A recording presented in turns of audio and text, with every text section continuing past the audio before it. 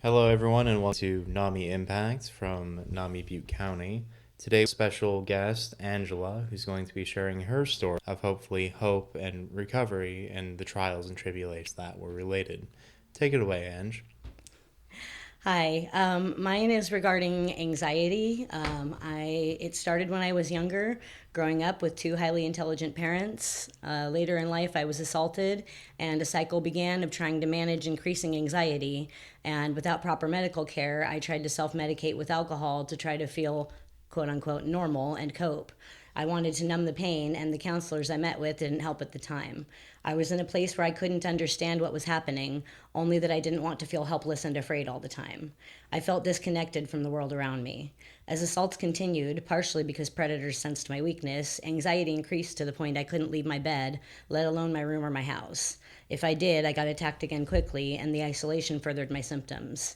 At age 18, I was kidnapped and resultingly prescribed Xanax, but without consistent counseling, that was just a band aid for a bullet wound. Imagine breaking your arm and only seeing a doctor once in the emergency room, not getting proper ongoing medical care or physical therapy. While I've always had support from family and friends, people who are injured need more than just the initial visit. I didn't give up. Thanks to support from my family and community, I toughed it out. I kept trying to find the correct medication to help me survive, but even after different counselors and doctors, I still couldn't find the right medication, the right dosages, and the right doctors easily. I don't think anyone finds it right away. It's kind of like trying to put together a puzzle without the picture on the box to follow. You just keep trying to find the right pieces and get them to fit. However, one thing that always stayed with me was the knowledge that not everyone had supportive family and friends, or the nurture I received in my early formative years that gave me the ability to withstand so many things. There are a number of reasons people don't receive proper care, and I was absolutely one of the lucky ones. But I've always been painfully aware that people typically do not have the consistent support I've received in life, and I've always felt called to help others in my situation. Now, just in the last 10 years, I was able to finally find the right doctors and the right dosages of the medication that allowed me to function. It was not overnight. In fact, it took a total of nearly 30 years to find my way. I'm certain it was eventually a combination of my basic needs being consistently met and support from my family, friends, and community. I eventually was able to get better enough to learn coping skills, writing, music, exercise, among other things. Still, the same feelings persist, one I describe often as feeling like crawling or prying your way out of your own skin. I still experience this and other symptoms, but I've learned a great many coping skills. One of the easiest to enact being redirection or distraction, which couples well with the fact that I also experience ADHD. The thing is, a lot of people have some form of feelings at some point, whether it's social anxiety, general anxiety, or even just a passing feeling of the emotion anxiety, like when you're nervous about a test or a date, or even trying to bake cookies. The good news is you always have a choice and you can choose what's right for you. Sometimes that means talking to friends or family. Sometimes it means learning a coping mechanism like walking or listening to music. Sometimes it means medication. Everyone can find what works best for them. For me, medication helps me prevent panic attacks 24/7. Lately, I have learned to sit with it. However, until someone reaches that point in their journey, it can seem like a solution is to self medicate, including not taking medication when it's necessary or helpful. It's important to recognize that someone who's self medicating may have tried other routes, other doctors, other medications, and just haven't found the right help yet, or may not have their basic needs met. According to Maslow's hierarchy, it's important to meet our basic needs, such as food, clean drinking water, shelter, clean clothing, or showering, before we can fully meet other needs. I think it's all too common to judge or to write people off using drugs or alcohol as just trying to quote unquote get high, when the reality is they may be just like me or you, except they haven't found the right medication or support services to help manage their illness, just like you might take insulin for diabetes. We can also keep in mind how serious things can seem if basic needs aren't being met. I invite you to learn about the effects low blood sugar could have on an individual who just needs to eat something as simple as a piece of bread. I personally am hypoglycemic, and that too can be the difference between night and day. Additionally, the people who attacked me were all using or abusing drugs or alcohol.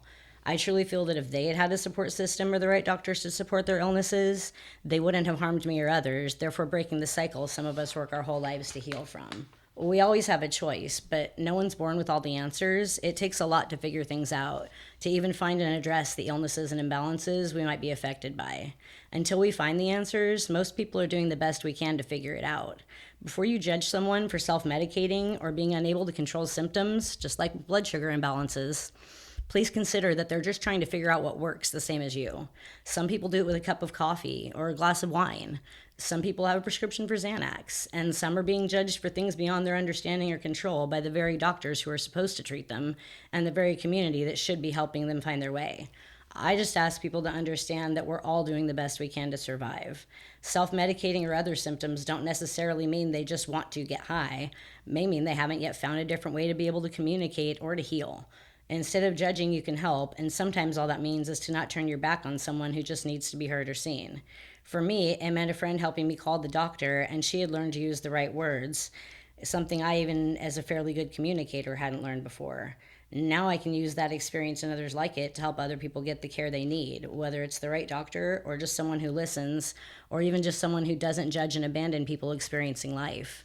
We can all be a part of someone's journey to healing, even if you don't understand, just by meeting them where they are or simply letting them be. I've learned a great many things in this life, and I truly believe if we want to address homelessness, domestic violence, and all violence really, drug and or alcohol addiction, prescription misuse, and all the similar issues, the answer absolutely is in treating our mental health as importantly, if not more importantly, than our physical health. Then we can begin to see real change, real healing, and improvement in health for each one of us. When mental illness hits you, you think you're feeling reality, but it's like you're trapped in your own head. I can feel completely alone, isolated. I'll think everyone hates me and no one wants me around, yet there can be someone right in the next room who loves me and would do anything for me. It's easy to think no one cares. It's like pulling yourself out of a deep pit without even a rope to climb up with. It's as if everything is real, but not real. It really is like being trapped in your own head. I want to go to school or the doctor or lunch with a friend or to take the trash out. But it's not just terrifying. It's difficult because I have to fight the urge the entire time to run. You know when your instinct tells you to get out? It feels like that voice yelling at you all the time in my situation. It's more like don't go sometimes, as in don't leave the house. But it can also be that I'm in the classroom and feel like I must leave, or I could be at work and must step outside because the panic feels so overwhelming. These things have cost me in terms of my education and career. It's cost me relationships too and prevented me from forming relationships. I'm able to come here to NAMI because, unlike other agencies I've worked with, I feel like these are true friends. You can meet these people for 5 minutes and know the genuineness and real kindness that you can tell is just who they are. There's nothing fake and no judgment here. I feel like they genuinely want to help people and like they understand what I might be going through. They don't look at me judgmentally or differently, no matter how I present myself, no matter how my hair or makeup are, or what clothes I wear. They're just there for me, and I think that's one of the most important things for you to know about NAMI is that they're there for you.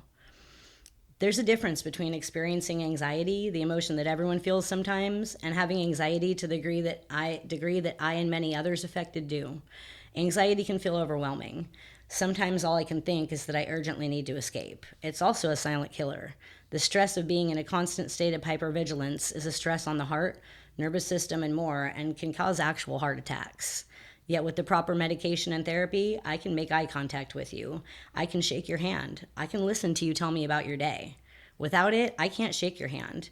I can't go outside, check the mail, answer the phone or door, not even read a text from my mom.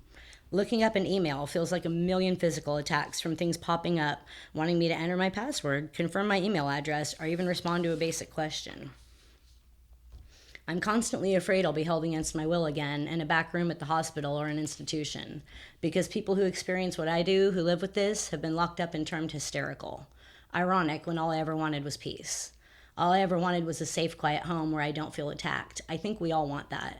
But while everyone loves a good story about overcoming things, where is everyone when it isn't pretty? When you have nowhere to go after being attacked and losing your home because the attack left you disabled from severe anxiety? Do you think that made my anxiety calm down, made the feelings of panic disappear? No. Instead, they took my medication away, partially because I was then living in a low-income area. After the withdrawals that have killed other people, which were probably the worst thing I've ever been through in my life, more so than being kidnapped or even tortured, no tapering dose because I was on Medi-Cal in the midst of the opioid crisis, I got up and found my way back to a doctor who reinstated the medication that has allowed me to function since the first kidnapping when I was 18 and finally got back on track. Still, every move, every new doctor, every appointment for a refill, I'm painfully aware that I'm one step away from losing my medication and therefore losing everything. My income, my home, my family and friends, my ability to function in society at all.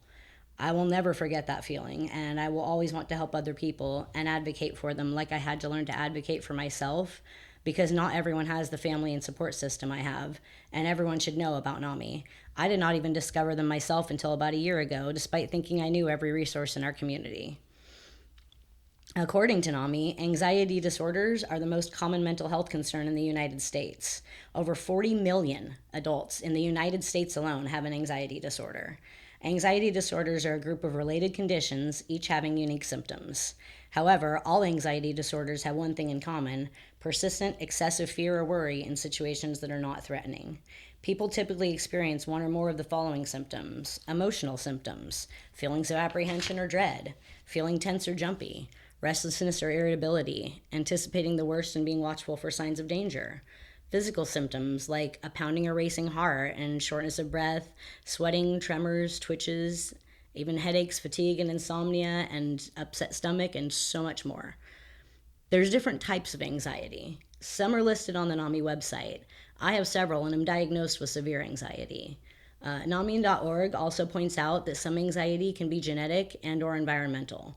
I think people underestimate how often mental illness can arise after trauma and could stand to learn more about it. Things are often a combination of genetic and environmental, as anyone who's studied child development can tell you. It might be helpful if we could treat it as such. Also, according to the website, diagnosis and lack of proper diagnosis states some doctors can spot signs right away. Sometimes patients can miss common symptoms, or both parties can think it's something else. Many health problems mimic others and can have differential diagnoses. Sometimes it takes a team. Other times, a doctor can misstep and provide mental health care erroneously when a patient presents for physical care. This has happened to me on several occasions, including a nurse practitioner who was meeting me for the first time and eliminated all of the medications I had been on for over a decade with no tapering dose, or doctors who were treating me in the emergency room after a severe trauma. One at a hospital, after it was reported I had been kidnapped and tortured and attempted murdered, even wrote in his report that I was quote unquote petulant, which means unreasonably, childishly sulky, irritable, or impatient, especially over minor annoyances.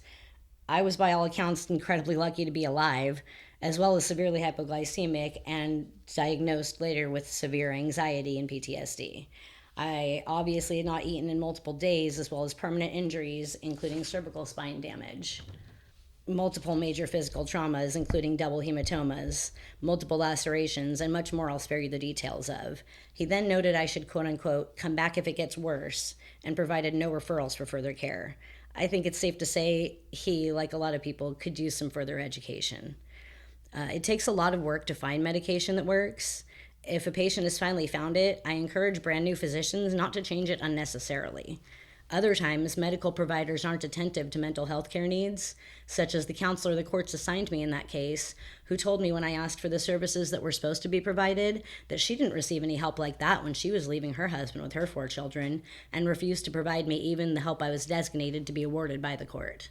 As NAMI says, tackling all disorders through comprehensive treatment is the best recovery strategy. Therefore, as I stated earlier, I can't express enough how important the support of friends, family, and a dedicated mental and medical health team are. I've had an incredibly positive experience in all those areas for the last decade, but only after years of fighting to get where I am today. A note, however, treatment can include things that are free and on your own terms. Spending a minute outside, listening to music, spending time with pets, food, eating food, and more can all be utilized to achieve a positive outcome. It's particularly important also to pay attention to the person as a whole. Also, according to NAMI, anxiety disorders can occur along with other mental health conditions, and they can often make related conditions worse.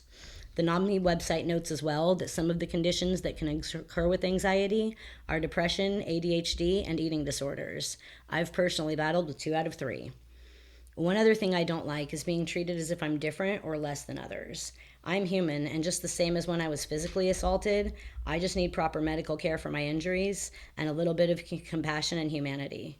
I'm incredibly grateful every day for the amazing team of professionals I have the honor of working with now, who understand and treat me as a person, not just another patient. I encourage everyone to keep working until they find out what works for them too. Additionally, I want people to know that mental health can disable anyone anytime.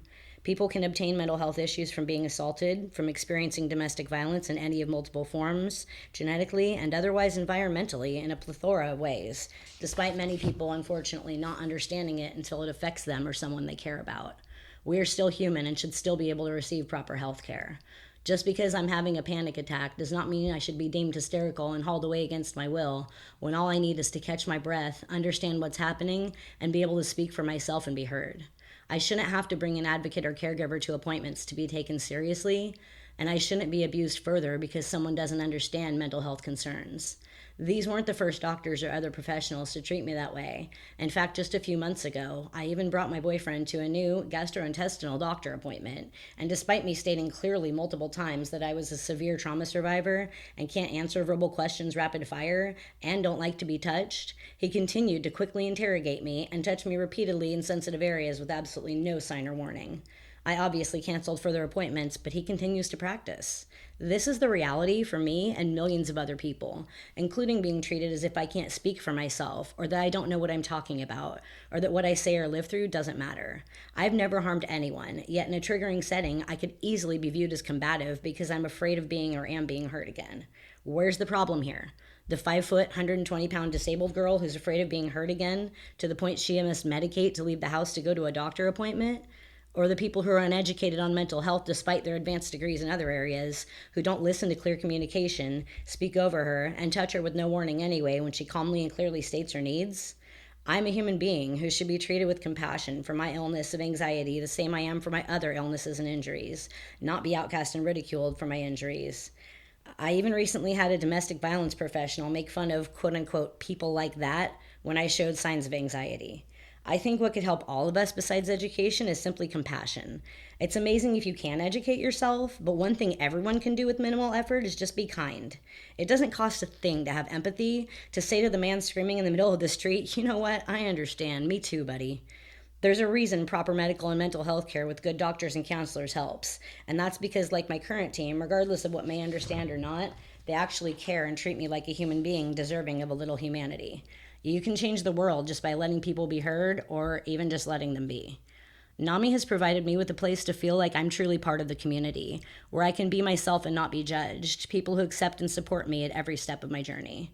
I'm immensely proud to know them and be part of the solution and feel like I can be true to myself and learn all kinds of useful information and resources with a group of kind, smart, caring people who are always there to offer help, enriching our lives in so many important ways. We offer community, education, support, friendship, an opportunity to volunteer or further a career, a place to belong, and a place to just be, in addition to the library we are currently building, and so much more. The National Alliance on Mental Illness, from their website, provides free education, support groups, and advocacy for people affected by mental illness, including individuals and their families. They offer resources to build better lives, raise awareness to combat stigma, and provide a dedicated helpline. Lastly, you've heard me say how important personal and/or professional support can be. NAMI offers such support. In fact, we offer everything from a hotline to personalized support groups. Please visit the website at www.nami.org or call 1-800-950-6264 nationally, 530-894-8551 for Butte County. Text NAMI, N-A-M-I, to 62640 or contact your local NAMI group to find out more about how we can help you and or your loved ones, members of our community, or anyone looking for knowledge, support, and someone who cares. Well, thank you, Angela, for that very powerful reading of your story, and I'm sorry to hear about how much has happened to you. I do hope our readers will, or listeners will take away at least some of the lessons that we've talked about today, and maybe even check out NAMI.